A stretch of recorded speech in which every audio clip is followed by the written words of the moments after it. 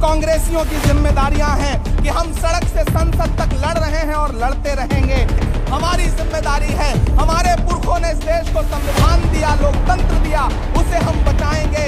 इन 1885 से 2023 के सफर में डरना नहीं है, आगे बढ़ना है, क्योंकि ये जमीन तब भी निगल लेने पर आमादा थी। पांव जब टूटती शाखों पे उतारे हमने। इन मकानों को खबर है न मकीनों को खबर। उन दिनों 1885 से 2023 तक के इस सफर में भारतीय राष्ट्रीय कांग्रेस के 85वें अधिवेशन में रायपुर की सरजमीन पर देश के कोने कोने से आए हुए कांग्रेस के सिपाहियों का स्वागत करता हूं, खैर मकदम करता हूं। चिरागों के सफर में दबदबा हो आंधियों का, चिरागों के सफर में दबदबा हो आंधियों का, तो फिर अंजाम जुल्मत के सिवा कुछ भी नहीं होगा। यह दुनिया नफरतों के आखिरी स्टेज पर है, इलाज इसका मोहब्बत के सिवा कुछ भी नहीं होगा। मेरी आंखों के सामने बैठे हुए कांग्रेस की बुनियाद के पत्थर आप हैं तो हम हैं, आप हैं तो हमारा वजूद है। मैं आपसे बस इतना कहना चाहता हूं कि अधिवेशन एक ऐतिहासिक अधिवेशन है जो इस देश की राजनीति के लिए एक नई दिशा और दशा तय करेगा। 1923 में महज 35 साल में भारतीय राष्ट्रीय कांग्रेस के अध्यक्ष बनने वाले मौलाना अबुल कलाम आजाद साहब कभी कहा करते थे कि दुनिया में ठोकरें उन्हीं को लगती हैं जो चलते हैं, जो पांव तोड़कर बैठ जाते हैं उन्हें कभी ठोकर नहीं लगती है। वो कहा करते थे कि सितारे टूट गए हैं लेकिन सूरज तो चमक रहा है, उससे किरण मांग लो और उन अंधेरी राहों में बिछा दो जहां उजालों की सख्त जरूरत है।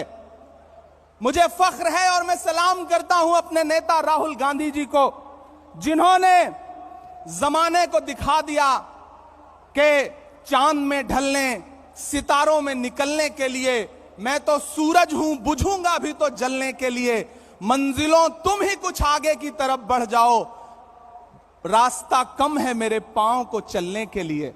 मेरे भाई, कन्याकुमारी से कश्मीर तक हिंदुस्तान की सड़कों पर 3,500 किलोमीटर में अपने कदमों की थाप से राहुल गांधी जी ने जो मोहब्बत की नई इबारत लिखी है उसको कागज पर उतारने का काम करेगा यह अधिवेशन। मेरे भाई, जिस सामाजिक न्याय का ख्वाब देखते हुए हमारे पुरखे इस जमीन की खाक में मिल गए, उन ख्वाबों को ताबीर में बदलने का काम करेगा यह महाधिवेशन। यकीनन मुल्क मुश्किल दौर से गुजर रहा है, सरकारी कलम से जुल्म की नई कहानियां लिखी जा रही हैं। कहीं कोई रोहित वेमुला तो कहीं कोई नासिर और जुनैद मजबूर किया जा रहा है मरने के लिए।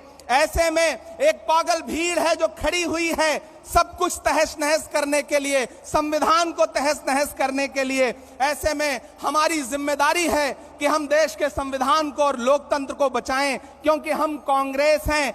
डॉक्टर बाबा साहब भीमराव अंबेडकर कहा करते थे कि यह मुल्क संविधान से चलेगा, तानाशाही से नहीं चलेगा। ऐसे में हम कांग्रेसियों की जिम्मेदारियां हैं कि हम सड़क से संसद तक लड़ रहे हैं और लड़ते रहेंगे। वक्त के हाकिम से बिना डरे हुए उसकी आंख से आंख मिला करके बावाज़े बुलंद आपके बहने वाले हर लहू के कतरे का हिसाब मांगते रहेंगे। मैं आखिर में बस आपसे इतना कहना चाह रहा हूं कि डरिए मत। भारतीय जनता पार्टी का सबका साथ सबका विकास का नारा झूठा है, खोखला है। बेटी बचाओ बेटी पढ़ाओ का नारा खोखला है, झूठा है। हमारी जिम्मेदारी है, हमारे पुरखों ने इस देश को संविधान दिया, लोकतंत्र दिया, उसे हम बचाएंगे।